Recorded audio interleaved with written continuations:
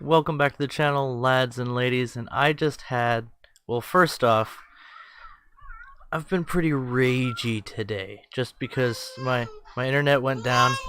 Yeah, Guppy. And so my baby has been complaining to me that she wants her Daniel Tiger's Neighborhood, and I don't have a life outside of the internet. So I've been struggling with this thing for a while, and now I've got things running. Decided to jump into French 6.7 of all things, because I bought this AMX13 SS11 when it was on sale, and it feels like a pretty fun little scout vehicle, and it really is a fantastic trainer for a scout vehicle. So if you're looking to get into scouting, watch this video. You will see it done right. And I just had a total blast. So let's go ahead and get SS11. That is, of course, the AMX13 with the SS11 missiles. So these are keyboard guided ATGMs, and they fire generally where the gun is pointing, more or less, which is rather convenient. It's better than some other ATGMs. But you definitely do need to manually guide them into the target, especially at longer ranges. And, well, there's something of a learning curve. I don't think we really make good use of them in this match, but we come close. You'll see. Anyway, here we are taking on the C point, and the vast majority of our team has gone for the A point in town. Not really much use I can be to them there. I've been practicing my long range engagements lately, just because, well, I suppose it's something I haven't put a lot of time into, and it yields some fairly good results once you get used to it. And it's definitely the meta at top tier.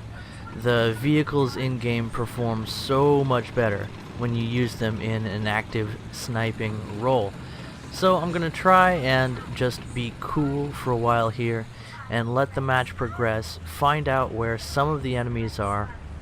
You can see I'm looking to see if I can spot any late spawners or people flanking through the open fields. This fence pretty well covers me. If we look from the enemy's perspective, well, there's not a ton that they can see once we get below the level of this little, what is it, a church that we're sitting next to? So it is a pretty good spot if you have a reasonably low profile vehicle to slip in and do some scouting. Not really anything going on yet at this point in the match, but things are definitely going to pick up, so keep your eyes peeled for that. Speaking of, you'll notice that this is a pretty tight map. It's not very large, and at 6.7 battle rating, it starts to feel intimate pretty quickly. However, with the rolling hills taking up the greater portion of the flanking zones of the map, oh, and we spot on our map, it looks like the other light tank has scouted an enemy. I'm going to try and move to back him up, but I'm first going to try and get positive identification of exactly where that is. It looks like it's down by the crossroad up there, so we're going to need to reposition to get eyes on that enemy. I really would like to show up in time to save my ally, but I get the feeling we're going to be too late. So we're pouring on the speed here. Just pretend we're going in reverse, Frenchies. Forward to battle. The tank I'm in is not all that durable under most circumstances, but for a light tank it actually has a decent amount of survivability, which is helped by the front-mounted engine, and just the complex design of the turret can often catch rounds without getting your whole crew wiped out, and that black smoke in the near background here is not a good sign for our friend. We're going to go and try and flank around where we expect the enemy to be, and frankly I have no idea where they are, so there might be something of an issue coming up here shortly. Sorry, I had a phone call there. I was just about to the point where we find that enemy that killed our ally, and I still, even using the third person view or the free cam, I have no idea where that person was. So let's just go ahead and carry on with the match. Let me turn off markers there. Alrighty, and as you see, we're looking around, and there's just no one. I have no idea where that enemy light tank, medium tank took off to. So, bummer, dude. It's definitely in my best interest to reposition at this point because we're crossing tracks with a deadly predator. So, here we go on the road. This is a quick way to get from one spot to another on this map, but you really do, when you're in a light tank, need to be aware that there could be some heavy boys using that road. So we decided to cut off into the brush to move around here, a bit of a zigzag. It's a good way to catch people off guard. A lot of times when enemies are trying to flank rapidly, Panther. So let's see if we can take that down. A lot of times when an enemy is trying to flank, they'll use that road because it has cover from those bushes, but I prefer not to, again, because a lot of enemies use it, unless I'm in a heavy tank. So, quick shot on the Panther, takes down his cannon breech loader and commander. That's a great hit for us. Second now immediately goes into his gunner. A couple of rockets fired, neither of which does any significant damage to the already well-damaged vehicle. And now, where did he go? That was a great vanishing act he pulled. So he quickly repositioned. He's now cutting across the field. I can tell from his smoke spreading out there that he's making some progress. Unfortunately, we were not able to take down the driver with our missiles. So now there he is. I actually missed seeing him there, so I'm still firing my machine guns into that smoke, trying to get a look at him. He slipped right past us, and luckily that's a friendly M18 Hellcat. He starts firing on the position of the Panther pretty soon here. We just completely lost track of him. I play on a TV, and it's actually pretty far away from me, all the way across the room. So I tend to miss a lot of details until they're staring me right in the face. Thankfully, we did not hit him in the ammunition there, because that probably would have killed us via collateral damage. So we get a nice shot through the engine block, sending massive amounts of shrapnel into the crew compartment, finishing off the last of his crew. And just another beautiful effect of that AP, which, as you are probably aware if you've been around for a while, got a serious buff when the French tanks came out, and that definitely makes vehicles like the AMX-13 playable at BR 6.7. Especially helpful to the AMX-13 in particular is the scouting mechanic that you'll not directly see us making full use of here, because this is, of course, a replay. And unfortunately, one of the things that does not show up in replays is anything to do with the scouting mechanic. So you're not able to see when I specifically spot a target, but you'll probably get a pretty good idea for what I'm doing once I start lasering people. So here, I've spotted him with the binoculars. Now I see that he's side on to me. Beautiful shot. I can't pass this up. First round goes through the turret, taking down, through the side armor, taking down the turret crew. A second round gets a lucky hit on his ammunition. Looks like he was carrying a decent amount of rounds, so just to slide that in here. As a rule of thumb, I like to carry half or less of the maximum ammo for a vehicle, and then the first time I run out of ammunition, I start carrying more. And then the first time I get ammo racked, I try carrying a little bit less. And via that process of adjustments over time, I find an appropriate balance for the vehicle that I'm using. And you know what? That's sort of like how Gaijin balances battle ratings, isn't it? It's about half as balanced as you want it to be, and then they start shaking things up month after month as things come out. Speaking of, it might just be me, And maybe this is just my optimism talking, but it seems like War Thunder is better balanced now than it has been in the past, and I definitely appreciate that. Now we're sidling up to a really good spotting position. Again, we're going to be difficult to spot next to this, what is it, some kind of, is it another church? Are there two churches on this map like 5 blocks away from each other? I would find that hilarious. We'll call it the Chateau. Le Chateau. There's a great Lion King style rock here to protect me and cover me while I do some spotting action.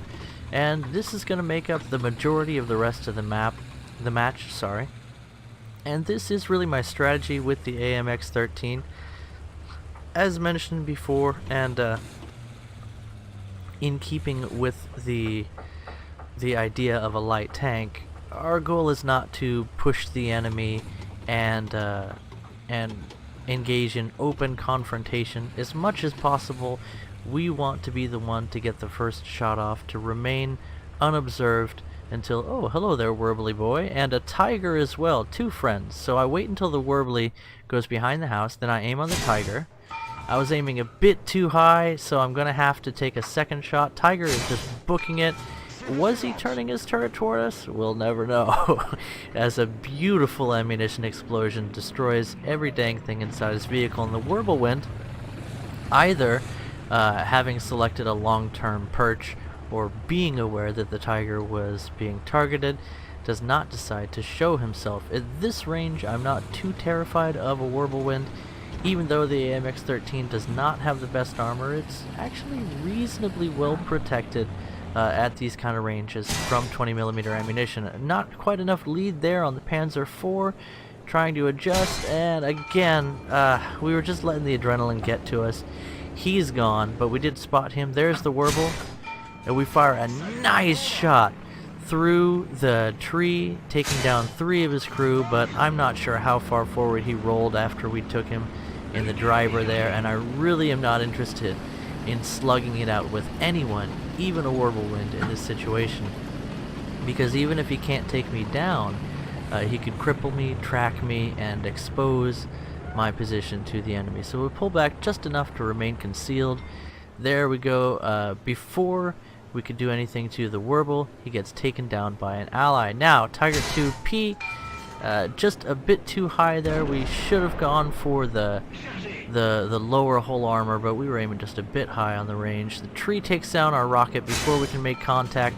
We actually get a glancing blow off the front plate as he reverses into his smoke, and then pretty soon we're going to pick up an assist. There we go. We had spotted him, and now our allies are shooting into the smoke and managed to take down the Tiger 2P.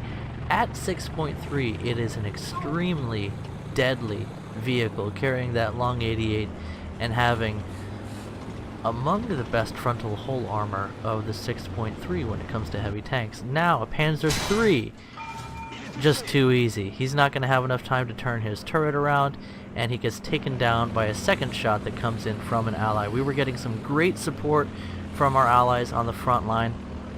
This is really a dream scenario for the AMX-13, and you know, could you call this spawn camping? Well, honestly, I think the spawns are placed in a bad location on this map. Somehow, did we bounce that shot? Did it go straight through us? I don't know, but a Panzer 470 appears to be the one who made that explosion happen on us, and yet nothing came from it. G55 flies overhead, strafed us with the 20s to no avail. Most of those were probably high explosive incendiaries, very deadly against aircraft, totally useless against the AMX-13. And we're just making sure that we've spotted that Panzer 470. He does appear to be dead now, which is very helpful to us. Tiger, coming out of the spawn, gets taken down before I can get guns on him. Again, we just had a firing squad of allies backing us up here. We're up to 3 kills, 6 assists, and that's been getting these spots. Here we go, Tiger 2H. That even looks like it's the SLA. and that round went completely through the Tiger. I have no idea what went on there. Another round goes completely through the Tiger. Does he still have spawn protection? I don't know, but we were just doing nothing. Finally, we get one into fuel tank. Loader and commander get taken out as well. Another shot. No real effect in addition to what we did before. We set another fire, this time also taking out his gunner. He doesn't have long for this world. We're up to 7 assists, 3 kills, and a base cap. As far as a scout tank is concerned, that's just about as good as it gets. Only 3 rounds left in the clipazine for our main gun, so it might be time for us to carry a little bit more ammunition next time. And can we get this last kill? Looks like, is that an M26? Not sure if that was, but we managed to get a very lucky hit. Yeah, that looked like an M26 Ariete. A very lucky hit on his ammunition storage. Blows up everything inside the vehicle, giving us our 4th kill. With 7 assists and a base cap, as a scout, there's really not much more you could ask for. Anyway, guys, hope that was a decent demonstration of some scout gameplay. You really want to just set yourself up in a good position where you can back into cover and have some solid cover between you and the enemy, lots of open fields of view available to you, and as much camouflage around you as possible. Anyway, encourage you guys to try scouting for yourself. There's a lot of scout vehicles available in the game, and some really saucy Italian ones coming in the near future. As far as dev server stuff and new vehicles that are coming to the game, I don't do any dev server coverage just because, well, I mean, I don't even really have time to make these videos, but I make the time anyway. Okay, speaking of, sounds like I gotta get back to my job. Guppy, can you say bye-bye? Bye. Bye-bye, you guys.